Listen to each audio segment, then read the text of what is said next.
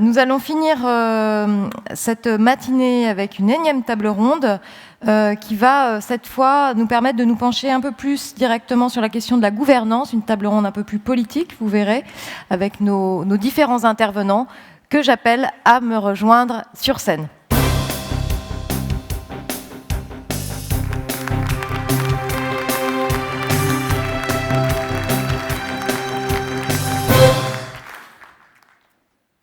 Alors, merci d'être avec nous ce matin. Je vais vous présenter. Donc, Yvan Kerlock, vous êtes vous-même, vous avez enseigné dans le premier degré en Gironde avant de diriger l'école spécialisée Saint-François-Xavier à Gradignan. Et depuis 2012, vous êtes secrétaire général de la tutelle scolaire de l'Institut des Sœurs de Saint-Joseph. Et dans ce cadre, vous aidez, vous conseillez, vous accompagnez à peu près 25 délégués de tutelle dans leur mission de suivi des établissements de congrégation de spiritualité ignatienne. On parle beaucoup des jésuites depuis ces 2 jours. Vous êtes également délégué de tutelle pour 3 écoles du Puy-de-Dôme et vous êtes membre au titre de l'Union des réseaux congréganistes de l'enseignement catholique, l'URSEC, de la commission du statut unifié du chef d'établissement. À vos côtés, Marianne Guillot, bonjour. Vous êtes directrice d'école, vous avez enseigné en maternelle et en primaire d'abord, tout en dirigeant des établissements dans le Puy-de-Dôme également, à Clermont-Ferrand essentiellement, mais aussi en Haute-Savoie et à Annecy. Vous êtes donc aujourd'hui chef d'établissement de l'école La Salle, qui scolarise environ 500 élèves dans 19 classes. Et vous avez développé une unité spécialisée dans l'inclusion scolaire notamment. Vous êtes délégué aux écoles et vous faites par ailleurs partie de la commission école du SNES. Du SNES. Oh, le lapsus du SNES. Je suis désolée. Du SNEL, pardon. Ça doit beaucoup faire rire Jean-Michel Alfandari, à mon avis. À vos côtés, nous avons Étienne Rouleau-Dugage, bonjour. Vous êtes ancien élève de l'ENS. Vous avez d'abord enseigné l'histoire avant de prendre la direction en 92 d'un établissement. Vous avez dirigé l'Institut Saint-Dominique à Nancy, puis de 97 à 2001, l'ensemble scolaire Saint-Jeunesse, La Salle à Bordeaux. Et enfin, de 2001 à 2006, l'établissement La Rochefoucauld à Paris. Et puis, vous avez assumé 2 mandats de secrétaire général de la tutelle des frères des écoles chrétiennes. C'est à ce titre également qu'on vous entendra. Et puis, depuis 2014, vous êtes chef d'établissement coordonnateur de l'ensemble scolaire Saint-Vincent-Providence à Rennes, 2300 élèves, avec des classes prépa aux grandes écoles de commerce notamment. À vos côtés, Jean-Michel Alfandari, vous êtes IGAENR, donc inspecteur général de l'administration de l'éducation nationale et de la recherche, c'est ça. Vous avez exercé les fonctions de secrétaire général d'académie de 91 à 2013 dans les académies de Caen, de Nantes et de Créteil. Vous faites partie à l'IGAENR du groupe territorial Ouest et vous avez rédigé ou co-rédigé des rapports qui nous intéressent particulièrement ce matin sur la mise en œuvre de la réforme territoriale à l'éducation nationale, les mouvements des enseignants dans le premier et le second degré, et puis plus récemment un rapport qui est sorti en août 2016, les mécanismes de concertation dans les établissements publics et privés sous contrat du second degré, un rapport que vous avez peut-être en tête, mais sur lequel on reviendra. Et puis, Frédéric Delemazure, à vos côtés, vous êtes directeur diocésain, vous avez commencé à enseigner les sciences économiques et sociales avant d'accepter un poste de directeur adjoint dans un établissement de Lille. Vous avez ensuite dirigé 3 établissements à Pointe-à-Pitre, en Guadeloupe, le collège Notre-Dame à Reims, et puis en 2006, le lycée privé de Tourcoing. Vous êtes adhérent du SNEL, vous avez été délégué académique, et puis en 2013, vous avez donc été appelé par Monseigneur Pascal Delannoy à exercer votre mission de directeur diocésain du diocèse de Saint-Denis. Un diocèse qui selon vos propos, offre une belle synthèse de tout ce que vous avez pu voir dans votre parcours. Donc encore une fois, une table ronde très riche avec des intervenants qui ont des postures et des regards différents sur nos thèmes. Je vais me tourner vers vous, Jean-Michel Alfondary. Pour commencer, donc vous êtes IGA-ENR, vous avez fait toute votre carrière dans l'éducation nationale. Alors, votre rapport dont j'ai parlé tout à l'heure a un petit peu choqué, ou en tout cas interpellé dans j'ai parlé du SNES tout à l'heure, mais dans le petit microcosme de l'éducation nationale, puisque vous comparez les modes de concertation entre l'enseignement privé et l'enseignement public. Donc, c'est des choses qui parfois peuvent ébouriffer les commentateurs spécialisés de l'école. Et vous parlez de management. Et là aussi, c'est un terme qui, autant on l'assume dans cette salle devant vous, chef d'établissement de l'enseignement privé sous contrat, autant il est moins accepté dans l'enseignement public. Ce qui m'intéresse, c'est, pour revenir à votre thème, quel bon mécanisme de concertation vous avez observé dans l'enseignement privé sous contrat, dans votre enquête, notamment sur la question de la relation entre l'équipe enseignante et le chef d'établissement autour du projet pédagogique. Qu'est-ce qui marche bien et qu'est-ce que vous recommandez au terme de votre enquête ? Merci tout d'abord de m'avoir invité.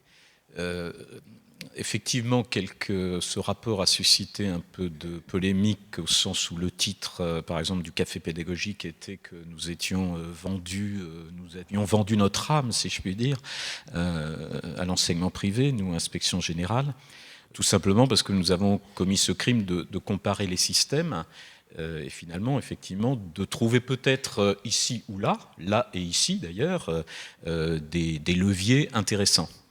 Alors peut-être rapidement, mais avant de répondre à votre question, dire qu'on a essayé de cerner une réalité qui n'est pas forcément celle qui est décrite, en particulier sur la question des enseignants eux-mêmes. Et ça, on a trouvé des constantes. Que l'établissement soit public ou privé, il est de bon ton de dire que l'enseignant ne veut pas travailler en équipe, qu'on a des enseignants qui sont des professions libérales, et que finalement, comme on leur a reconnu la liberté pédagogique dans leur classe, ils font ce qu'ils veulent, et que donc le management, le leadership, enfin pour reprendre les thèmes de votre congrès, sont des éléments difficiles, et que l'on peut trouver aussi bien, alors avec la vision qu'à l'enseignement public, qui est dans l'enseignement privé, de toute façon, les patrons sont de droit divin. Et puis, dans l'enseignement public, par contre, on est organisé, structuré, et on ne les laisse pas faire ce qu'ils veulent faire. La vision qu'on a eue est vraiment très éloignée de ces stéréotypes, si je puis dire. Et donc, on a d'abord vu des enseignants qui aspiraient à travailler en équipe. Alors, je ne décris pas tout ce qu'on dit dans le rapport, mais l'idée que l'enseignant considère qu'il peut être seul dans sa classe ne nous est pas du tout apparue évidente. Alors, bien entendu, ça ne veut pas dire qu'il y en a beaucoup qui le font spontanément, mais tous ceux que nous avons rencontrés, nous en avons rencontré 400 et fait beaucoup d'autres missions par ailleurs, tous ceux que nous avons rencontrés, publics comme privés, sont des enseignants qui disent souhaiter travailler en équipe et qui essayent de le faire et qui imaginent mal de ne pas pouvoir le faire, qui dressent plein d'obstacles, qui montrent les obstacles, le temps en particulier qu'on a vu dans l'enseignement privé comme dans l'enseignement public, les modalités qui permettent ce temps de concertation entre pairs. Et donc la question du management se pose à peu près dans les mêmes termes finalement entre l'établissement public et l'établissement privé. Si on prend juste cette sphère qui est le management d'enseignants qui sont des cadres, qui sont des experts du système, qui ne sont pas des gens qu'on mène au doigt et à la baguette. Donc c'est complexe dans un environnement qui a été décrit, je n'y reviens pas, mais qui est un environnement évidemment très complexe avec des parents, avec des élèves, le lieu de contradiction de toute la société finalement. D'abord dire que l'établissement est un lieu réel de concertation. C'est d'abord ce qui nous est apparu, c'est-à-dire que c'est, alors je ne vais pas prendre des grands principes, mais le premier principe qui fait foi dans l'établissement, c'est la nécessité. J'ai trouvé que c'était, autant vous avez des lieux quand on s'élève dans la hiérarchie du système où on peut parler. On va parler pendant des heures de textes, de virgules, de la façon dont on rédige telle ou telle circulaire. Mais l'établissement, c'est le lieu du réel. C'est d'abord le lieu du réel. C'est une communauté, il y a les élèves, ils sont là, on sait ce qu'on doit faire pour eux, et donc on doit construire avec eux. Et ce sentiment-là est partagé. Alors qu'est-ce que j'ai trouvé pour répondre vraiment peut-être le point, c'est le directeur d'établissement enseignant. Et c'est peut-être ça qui nous a valu quelques foudres d'ailleurs, c'est que dans l'enseignement privé sous contrat, on n'a pas opéré la rupture radicale, on va dire, de statut, qui consiste à parler, comme dans notre jargon à nous, enseignement public, on parle souvent de la mue que doit faire le chef d'établissement qui doit acquérir une culture de l'encadrement. C'est des thèmes souvent très répandus et les formations sont souvent construites autour de ça. Et ce qui nous a paru intéressant, c'est que le directeur de l'établissement privé gardait sa culture enseignante. C'est ce qui nous a peut-être frappé. Il était directeur de ce que nous avons vu. Alors je décris des choses à des experts, hein, mais de ce que nous avons constaté, ce sont des chefs d'établissement qui sont des chefs, incontestés, et pour autant ce sont des collègues. Je pourrais livrer toutes les anecdotes que nous avons vues, et c'est cette doublette d'approche qui nous est apparue intéressante. Et d'ailleurs, on a proposé dans notre rapport, pourquoi ne pas expérimenter dans l'enseignement public ces formes d'adjoints qui sont dans les établissements privés, on a trouvé que la formule était particulièrement intéressante.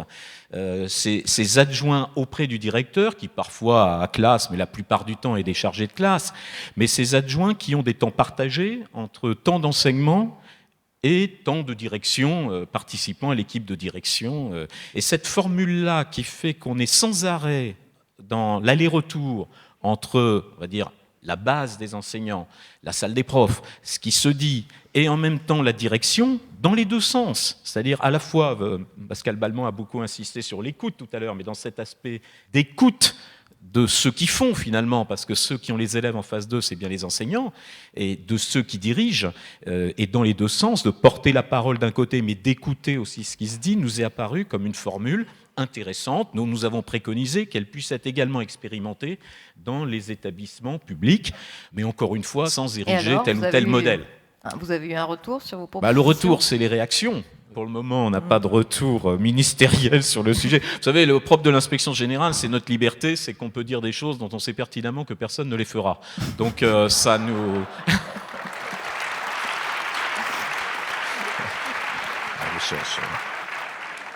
Ne voyez pas ça comme un idéal non plus de mon action au quotidien, hein, mais bon, en même temps, c'est frustrant. Puis en même temps, ça nous donne une certaine liberté pour pouvoir peut-être lancer quelques pistes. Et au moins, quand ça suscite le débat, on trouve ça intéressant.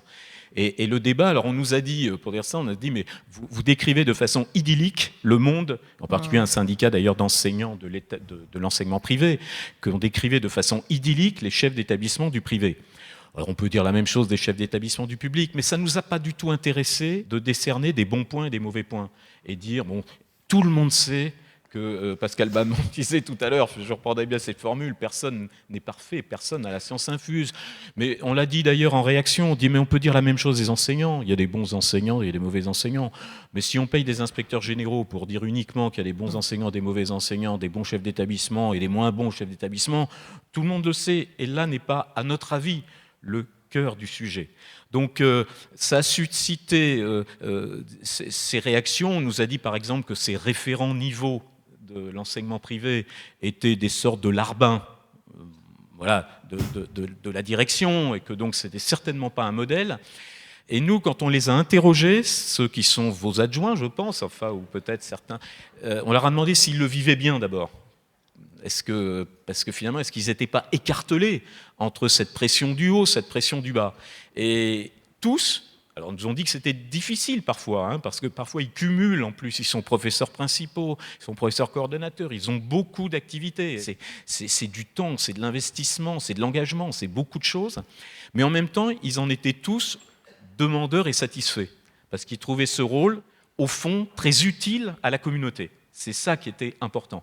D'où nous, enfin, on continue de penser que ça peut être une piste. Alors, il n'existe pas une réponse. Quand vous parliez des leviers, on ne peut pas dire qu'il y a une clé miracle qui serait la réponse à la solution. Mais ça fait partie des pistes et des présupposés intéressants. Alors, il y a un point qui m'a étonné dans la lecture de votre rapport, c'est quand vous dites que le projet d'établissement et les contrats d'objectifs avec les autorités académiques ne sont plus forcément aujourd'hui des bons outils ou des bons leviers pour créer de la concertation. Alors peut-être que je simplifie votre propos, mais c'est un point surprenant. J'ai trouvé, j'aimerais bien un petit peu un éclairage sur ce sujet. Oui, effectivement, on a dit que on a regardé d'ailleurs dans l'enseignement privé, dans l'enseignement public, la question des projets d'établissement, parce qu'il est de bon ton, et finalement on a pris le contre-pied de ça, de dire que la multiplication des projets ne fait pas projet, ne fait pas sens, et que donc il faut le projet. Et finalement, de ce que nous avons observé, on a vu plutôt le contraire. C'est-à-dire que ce qui faisait sens, c'était les projets. À condition, mais là aussi, c'est le sens, la direction. Et finalement, on avait des documents très simples dans l'enseignement privé, qui font parfois une page ou deux, qui sont des documents qui se réfèrent à des valeurs et des principes. Et après, on lance des projets, et ceux-là, les enseignants, les communautés plus largement, là je suis plus centré sur les enseignants, s'y reconnaissent. Alors que quand on fait un corps je fais ça à tous les niveaux, hein, quand on fait le projet qu'on pense être l'outil fédérateur, eh bien c'est souvent le document qui coince les armoires à la fin. Enfin, comment dire, que personne n'a lu, et quand vous interrogez les enseignants pour savoir s'ils le connaissent, plus le document est épais, moins ils le connaissent, ou ils l'ont connu au moment où on l'a élaboré. Mais 1 an, 2 ans après, ce document ne fait plus référence ou sens. Donc tout se passe comme si, alors là je parle du côté de l'institution de l'éducation nationale, comme si elle avait construit un corpus de structuration du projet qui est lu, etc., qui est éventuellement amendé, le contrat d'objectif qui va être, et même maintenant on parle d'y associer la collectivité territoriale, enfin voilà, on fait beaucoup de choses, de la superstructure. Mais le cœur de cible de ce qui se passe dans l'établissement est différent. On a même écrit dans notre rapport, tout se passe comme s'il y avait des bulles différentes.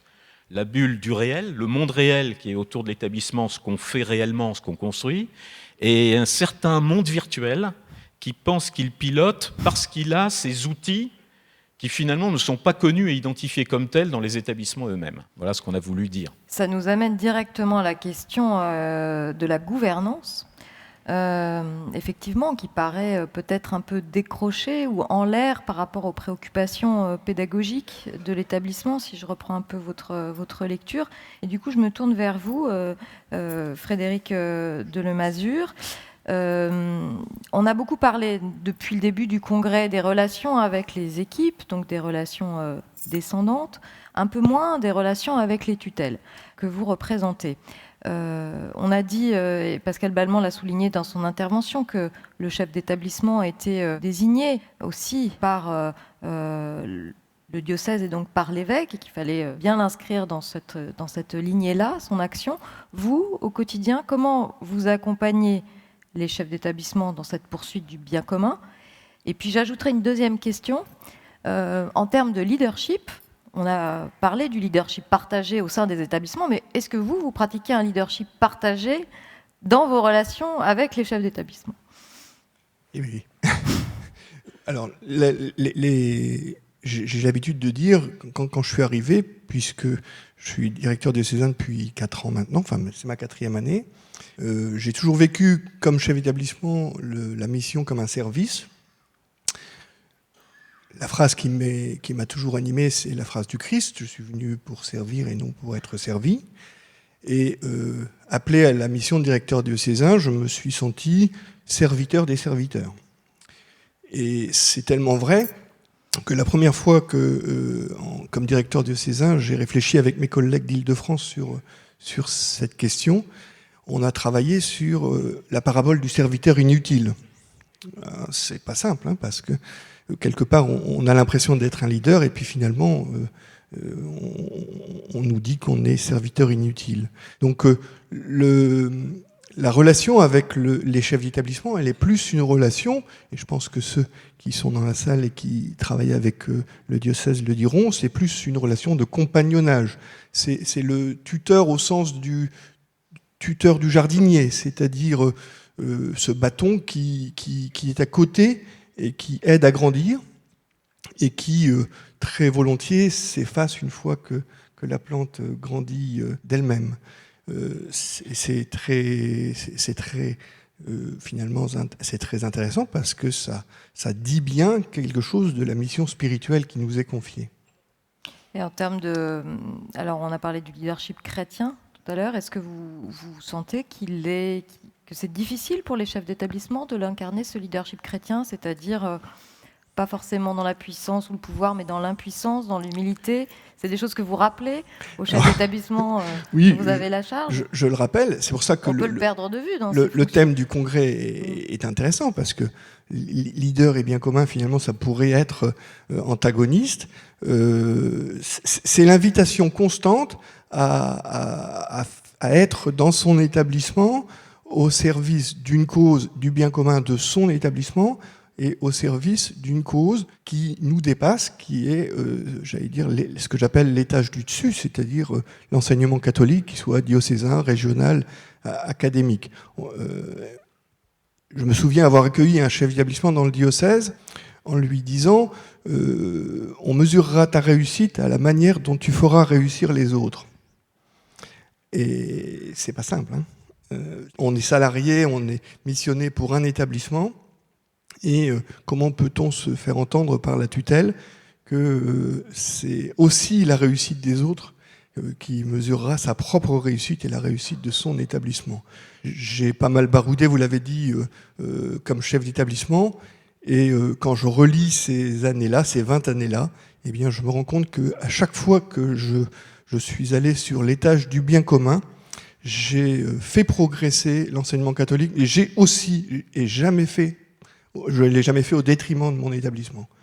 Ce qui veut dire qu'il y a dans la complexité de l'enseignement catholique, il y a une cohérence qui fait que quand on va tous dans la même direction, eh bien, on fait réussir l'institution.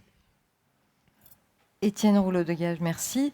Vous avez, de par votre parcours, une double vision. Vous aussi, vous avez été secrétaire général d'une tutelle, celle des Frères des Écoles Chrétiennes. Vous êtes chef d'établissement aujourd'hui. Comment percevez-vous ce dialogue entre la tutelle et le chef d'établissement autour d'un objectif poursuivi, celle du bien commun? Et puis, j'ajoute la question sur le leadership chrétien qu'on a entendu tout à l'heure. J'aimerais bien votre regard là-dessus. Vous me la rappellerez, la question.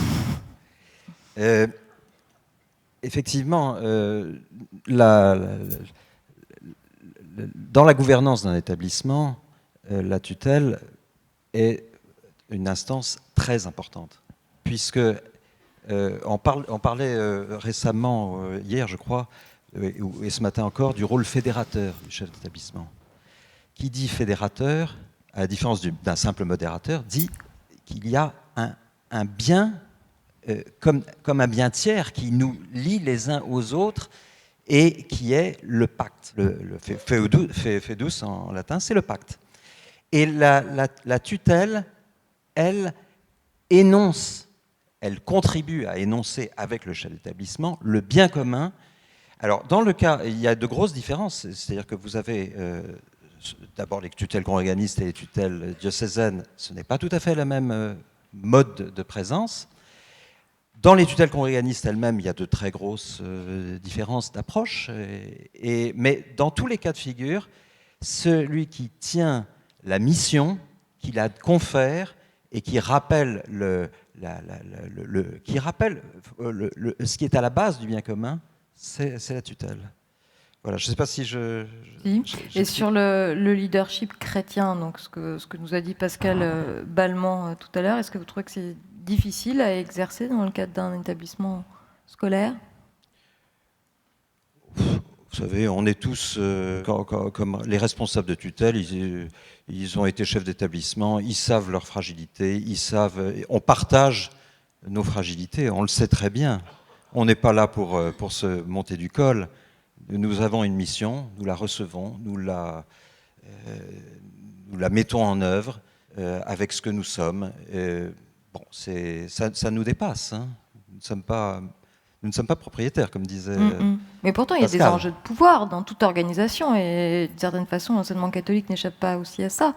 Donc, c'est ce dialogue-là qui est parfois difficile au niveau d'un établissement ou au niveau d'une tutelle. Oui, ça peut être difficile, effectivement. Je n'ai pas le sentiment que ça le soit si souvent que ça, quoi. Parce que je crois que les responsabilités sont bien partagées, bien identifiées. Et je ne vois pas, il peut se trouver qu'il y ait des responsables de tutelle, congréganistes ou diocésains, qui veuillent prendre la barre de l'établissement. C'est quand même très rare, hein. C'est pas la situation la plus fréquente. Et au contraire, je pense que la présence d'une tutelle, ou le fait de rendre compte à une tutelle, amène à ce juste positionnement de celui qui a reçu la mission et qui en rend compte. Alors Yvan Kerlock, ça me fait une transition toute trouvée avec la question que je voulais vous poser, puisque vous, je l'ai dit, vous accompagnez, vous formez des délégués de tutelle qui interviennent auprès des établissements et des chefs d'établissement. Donc du coup, quel type de difficultés ils rencontrent dans cette capacité à concilier parfois des objectifs contradictoires? Et vous, comment vous percevez le rôle des tutelles dans cet accompagnement des chefs d'établissement à la poursuite du bien commun? Le rôle des tutelles, c'est d'offrir un espace tiers au chef d'établissement, peut-être de lui offrir un îlot de décélération où il va pouvoir relire sa mission, un espace où il va pouvoir se dire est-ce que j'incarne un leadership inspiré, est-ce que je parviens à donner du souffle à mon établissement. En cela, le délégué de tutelle qui accompagne le chef d'établissement va se montrer attentif non pas à des postures que je trouve un peu trop dans une geste théâtrale, mais plutôt à des, Par exemple, vous voulez dire quoi, à des attitudes. C'est-à-dire, la posture, c'est je vais enfiler le costume de et me placer dans le rôle de. La tutelle est plutôt attentive à des attitudes qui vont dire quelque chose d'un mouvement intérieur. L'incarnation, c'est quelque chose qui vous fait vibrer de l'intérieur. Donc en ça, nous, on va être attentifs à 3 élans du chef d'établissement. Ce sont des convictions que j'ai héritées de mes 2 tutelles pour lesquelles j'ai travaillé, pour laquelle je travaille. L'une, c'est se montrer admiratif, montrer de l'admiration pour les gens avec qui je travaille, montrer de l'affection. Ça, c'est difficile, ça peut paraître un peu étonnant, mais il faut se montrer affectueux avec les gens avec qui on travaille. Et après, un autre mot un petit peu marqué et connoté, mais montrer de la cordialité, de la cordiale charité, c'est-à-dire une tendresse du cœur. Voilà. Si le chef d'établissement est attentif et si le délégué de tutelle lui permet, dans un espace tiers, un espace-temps, de relire sa mission et de voir ces 3 attitudes-là, quelque part, il y a un élan et un regard qui va se transmettre au sein de la communauté éducative, les adultes qui travaillent là, et évidemment au service des élèves. Quelles difficultés ils rencontrent, les personnes que vous accompagnez, très concrètement? Est-ce que vous avez un exemple de difficultés ou de situations compliquées qu'ils partagent avec vous et pour lesquelles vous les accompagnez? En général, le délégué de tutelle n'est pas interpellé sur les réussites ou les moments de joie, il est plutôt interpellé sur les moments de difficulté. Récemment, j'ai été interpellé dans une toute petite école par un chef d'établissement parce que son OGEC voulait mandater un huissier immédiatement pour une petite dette d'une famille en grande détresse sociale. Et elle me disait, mais je ne peux pas accepter de mandater un huissier pour une petite dette qui ne va pas être honorée. Je vais rajouter de la souffrance à la souffrance, de la difficulté à la difficulté. Aidez-moi à tenir droite face à ces exigences qui me semblent démesurées et en désaccord, en incohérence avec la mission que j'ai reçue. La mission, c'est un don, une confiance. Vous m'avez fait confiance pour mener les élèves et les enfants dans l'espérance et pas ajouter de la souffrance à la souffrance. Donc ça, c'est un exemple. C'est un bon exemple. Vous en avez un autre, peut-être? Non, je voudrais. Tout à l'heure, je disais que je n'étais pas alerté par les bonnes nouvelles, je n'étais pas messager des bonnes nouvelles, mais si, je suis abonné à la revue d'une école. Tous les mois, il y a un chef d'établissement qui dit toutes les réussites, tous les bienfaits des actions en classe. Et moi, je dis ce journal d'école où elle ne manque jamais de dire son affection, un merci, d'avoir une attention pour chacun, c'est une bénédiction. dire du bien de chacun dans l'établissement, je suis sûr que ça a un retentissement auprès de chaque élève et de chaque personne de la communauté éducative. Et en ça, les valeurs évangéliques sont portées dans cet établissement. Alors, on voit bien avec vos différentes interventions que le chef d'établissement n'est pas seul et n'agit pas seul. À la fois, il a une équipe autour de lui, on l'a vu hier dans notre première partie, puis il y a aussi tout un environnement de gouvernance au-dessus de lui ou autour de lui qui l'inspire et qui le réinscrit en permanence dans sa mission de passeur autour de valeurs chrétiennes, notamment selon les tutelles à laquelle on se réfère. Et je voulais d'abord qu'on passe ce point avant de vous passer la parole, et je m'en excuse, Marianne Guillot, pour vous passer la parole en dernier, parce que je voudrais que vous nous fassiez l'articulation finalement avec la transposition de toutes ces valeurs et de tout cet écosystème qu'on a décrit là, dans un établissement comme le vôtre, pour faire réussir les enfants. Une fois qu'on a dit qu'on était dans le partage avec ses équipes, dans la responsabilité partagée, dans la délégation, la recherche de sens, une fois qu'on a dit qu'on avait bien conscience de sa mission et du sens de sa mission de par la tutelle qui nous la donne, voilà, qu'est-ce qu'on fait avec tout ça et comment on fait réussir les enfants? Alors, si vous le permettez, j'aimerais faire un préambule pour placer une petite citation que j'ai trouvée inspirante. En venant à ce congrès mardi, dans le train, nous avons le temps, nous venons d'Auvergne, on a croisé un collègue qui préparait un mémoire, et il y a une phrase de Saint-Exupéry qui m'a beaucoup plu, que je ne connaissais pas, et qui dit si tu veux construire un bateau, fais naître dans le cœur de tes hommes et femmes le désir de la mer. Et j'ai trouvé cette citation très belle, et elle a fait écho, bien sûr. Alors, dans l'établissement que je dirige, qui a ses complexités, puisque nous sommes sur 2 sites, donc avec un public très hétérogène.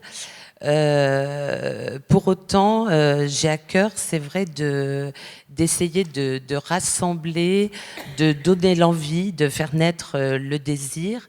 Et pour moi, si les adultes de l'établissement sont heureux de venir travailler chaque jour, je suis complètement convaincue que ça rejaillit sur les élèves. Donc, la transposition, alors ça passe à travers des exemples extrêmement concrets. Par exemple, l'an dernier, à la rentrée scolaire, on a fait une journée d'intégration avec tout le personnel, qu'il soit de droit public ou privé, donc les aides maternelles, les EVS, les enseignants. Nous sommes partis toute une journée hors les murs. C'est vrai que je pense que c'est important pour lever le nez.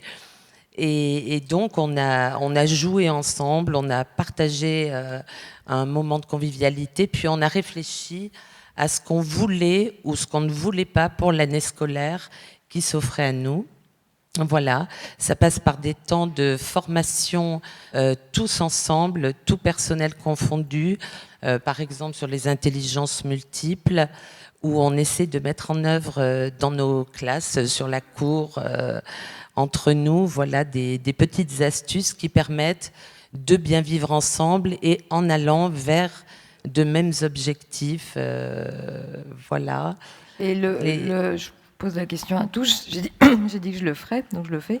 Sur le management chrétien ou le leadership chrétien, c'est quelque chose qui vous inspire au quotidien ? Le leadership chrétien, tel que défini dans l'intervention de Pascal Balmont, qui était dans l'humilité. Moi, je pense que c'est par nos témoignages, nos comportements au quotidien, l'attention à chacun. Pour moi, c'est ça, le leadership chrétien, spontanément. C'est une bonne définition. Alors, pour peut-être terminer cet échange, je vous propose qu'on visionne la dernière vidéo de nos chefs d'établissement qui va nous permettre de mettre en perspective tout ce que nous avons dit. Puis si on a le temps, on pourra rebondir dessus, mais je ne suis pas sûre qu'on ait le temps, en fait. Mais je vous laisse regarder cette vidéo.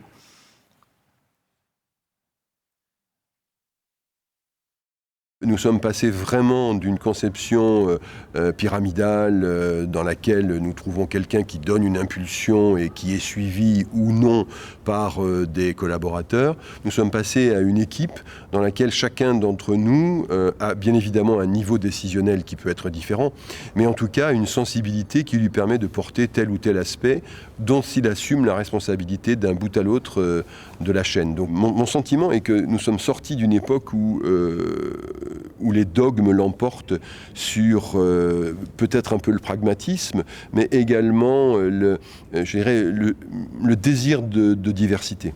Chacun a son type de management. Chaque chef d'établissement a un petit peu son style et sa manière de faire et sa façon d'aborder les équipes et de découvrir un peu les talents de ses équipes. Chacun a un petit peu sa patte. L'essentiel, c'est d'arriver encore une fois, à faire grandir l'élève et le faire réussir. Je pense que ça tient à la personnalité de chaque chef d'établissement. On a tous une entrée dans le métier qui peut être différente. Pour ma part, je pense que là où je dois être très sensible par rapport à la communauté éducative, c'est la capacité d'écoute. Être à l'écoute des gens pour être vraiment, ne pas avancer tout seul. La logique d'une certaine rationalisation de nos fonctionnements, je pense qu'elle va dans le bon sens, mais toujours garder en tête que je suis le chef d'une entreprise humaine. Le leadership a besoin de se justifier précisément par le bien commun, sinon il n'y a pas de sens. Ce qui fait la particularité de nos établissements scolaires, c'est effectivement cette idée de communauté qu'il faut défendre. Et c'est là où il me semble que le chef d'établissement a toute sa part à jouer. Et c'est là où il me semble qu'il faut revenir à la mission qui nous a été allouée et à ce sens du service et du bien commun. Donc cette rationalisation qui permet d'identifier les difficultés, qui permet de repérer un certain nombre de choses, pour moi, elle a la vocation simplement à repérer, éventuellement à orienter, mais la façon dont on va orienter, la façon dont on va rentrer en relation, la façon dont on va privilégier tel ou tel aspect, pour le coup, appartiennent complètement à la personne qui dirige. Dans le monde de l'entreprise, on peut avoir cette idée de bien commun. Chez nous, j'ai envie de dire presque elle s'impose au regard du service qu'on est censé rendre. Voilà. Nous n'avons pas d'actionnaires, nous n'avons pas de gains, nous n'avons pas d'appétit de productivité pour dégager quelque chose qui s'appelle un bénéfice. On en revient à la notion de bien commun. Quel est le bien commun d'un établissement scolaire ? Ce n'est certainement pas le montant des investissements immobiliers, ça ce n'est qu'un outil. En revanche, travailler pour l'autre, en particulier quand l'autre est en devenir et où il sera un jour en mesure de faire quelque chose de sa vie, me paraît un altruisme qui peut-être, sans vouloir blesser les chefs d'entreprise, doit guider en tout cas toutes nos actions. Plus largement, si un chef d'établissement fait confiance à des collaborateurs, donc il va leur confier des responsabilités, ces collaborateurs eux-mêmes peuvent confier des responsabilités à d'autres personnes, et ainsi de suite jusqu'aux élèves finalement. Donc l'objectif final, c'est que chacun puisse révéler un talent, en tout cas son talent ou ses compétences dans un domaine particulier et dans un système collaboratif. C'est un véritable enjeu pour les établissements, d'autant plus que actuellement tous les établissements font de la qualité. Donc il faut qu'on soit encore plus performant sur d'autres champs, puisqu'on est aussi concurrentiel si on se rapporte à l'entreprise. Et si on veut faire mieux que les collègues, ça fait partie des champs sur lesquels il faut qu'on soit très bon. Plus chacun se sentira bien à son niveau et plus chacun fera en sorte que son N-1 se sente bien ou que son égal ou son homologue se sente bien, plus j'imagine qu'au bout du compte, l'élève se sentira bien, l'enseignant se sentira bien, les personnes se sentiront bien. Voilà, encore une fois, je suis peut-être naïf en disant ça, hein, mais je crois que vraiment, la finalité, c'est celle-ci. Je crois au bien-être dans l'école, je crois au bonheur au travail, je crois au bonheur dans l'école. C'est ce que moi, j'ai envie de vivre. Et comme c'est ce que j'ai envie de vivre dans mon école, j'essaye de faire en sorte de l'impulser. Et je crois que si on fait ça et si on sait faire ça, ça change toute la relation, justement. J'ai plus de son. Le bonheur, merci de ces interventions. Le bonheur pour conclure cette table ronde. Je crois que c'est une perspective intéressante. Je remercie tous nos intervenants d'avoir échangé autour de ce thème plutôt complexe. Merci à vous.